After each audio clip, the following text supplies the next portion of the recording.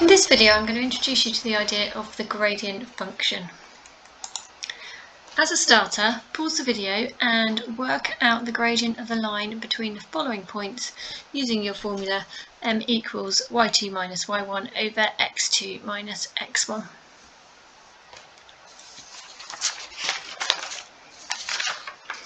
So you should have paused the video and worked out these gradients, and you should have got, for the first one, m equals 1, for the second one, m equals 2, and for the third one, m equals 5 over 4. So that's how we can work out the gradient of a straight line between 2 points. What really is the gradient? If we had to describe it in words, we could describe the gradient as the change in the y per unit increase in x, because if we have a look at our triangle on this straight line, for every 1 unit we go across in the x, we go up our gradient, or m, in y. So the gradient is the change in y per unit increase in x. That means that it is the rate at which something changes. And we're often concerned with rates in maths and science. So for example, speed is the rate at which distance is changing, and acceleration is the rate at which speed is changing. But if we have a curve, the gradient of a curve is constantly changing. And so far, all we've been able to do to find the gradient of a curve at a particular point is to draw a tangent at that point, and then find the gradient of that tangent by drawing a triangle. Now, as you know from having done this at GCSE and in GCSE questions, this method depends on how accurate your tangent is, and it only ever gives us an estimate for the gradient. So what we need to look at now is a way of finding a precise gradient at a point on a curve.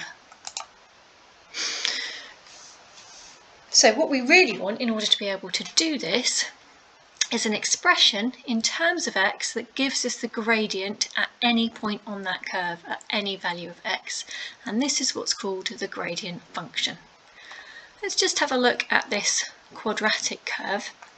So we've got some very short tangents drawn at different points on this curve, and the gradients of the tangents given. So for example, and the table summarises it down here, when we've got x is minus 3, the tangent has told us that the gradient is minus 6. When x is minus 2 at this point on the curve, the gradient is minus 4. When x is minus 1, the gradient is minus 2. At 0, x is 0, the gradient is a horizontal line, the tangent is a horizontal line, so the gradient is 0. And then when we move to positive values of x, x is 1, we have a gradient of 2.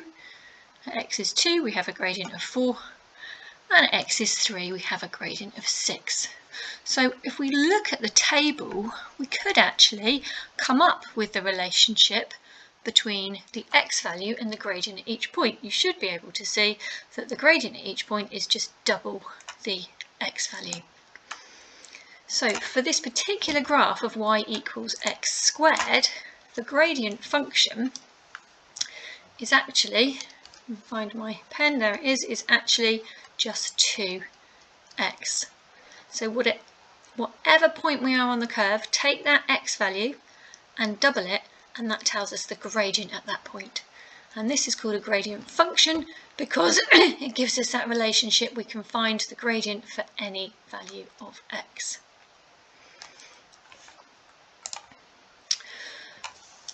So we can differentiate any function at all. But at Further Maths GCSE we just differentiate polynomials, and here are some examples of some terms with powers of x that have been differentiated.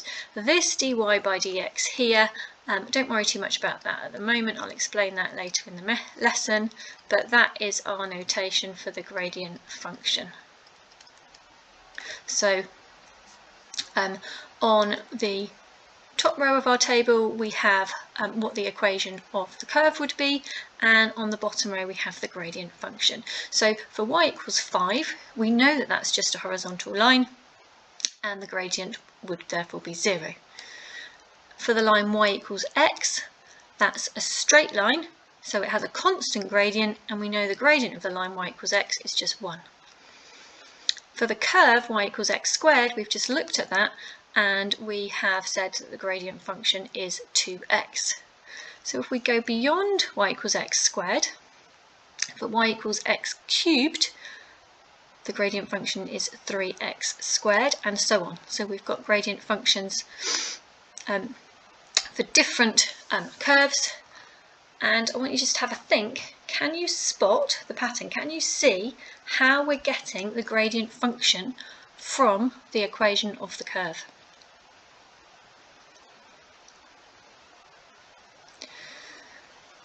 So you may have noticed, so if we look at the 2x, the power is just now being brought down in front of the x.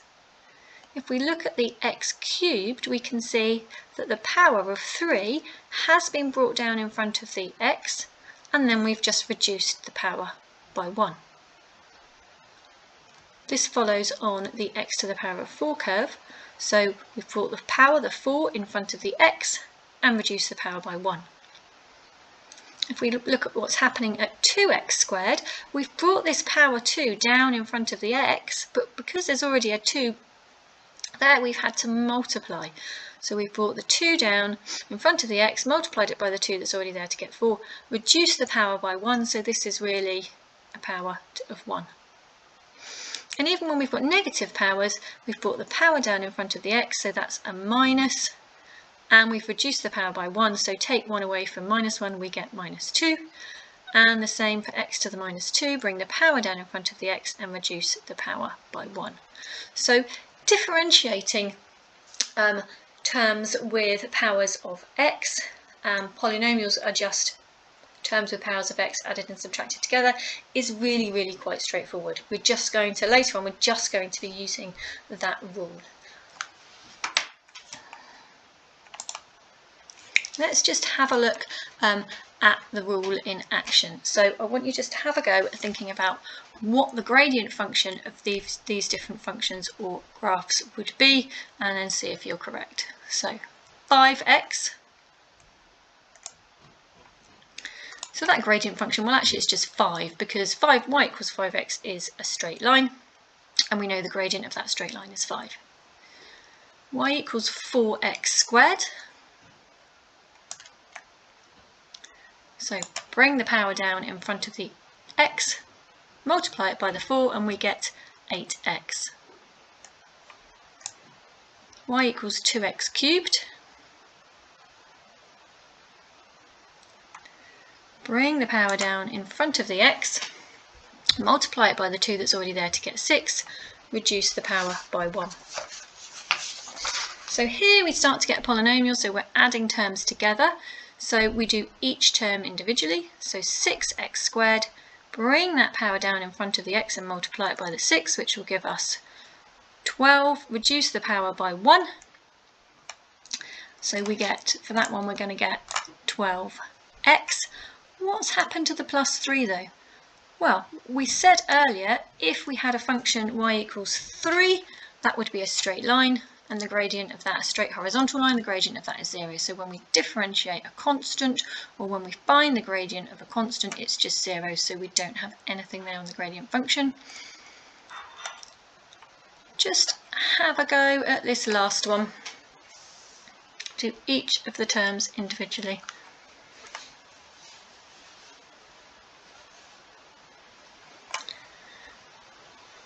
So for the first one, term, we should have 9x squared.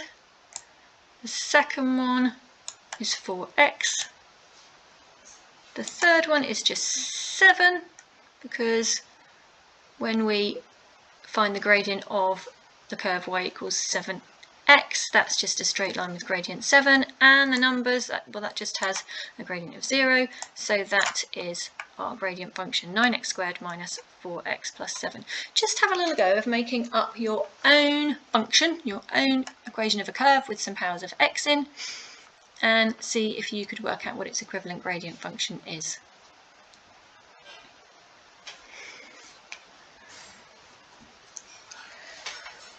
So we will go through some proper examples of finding the gradient function and writing them down in the next video, but this really is just to try and show you how we use the rule and how straightforward it is.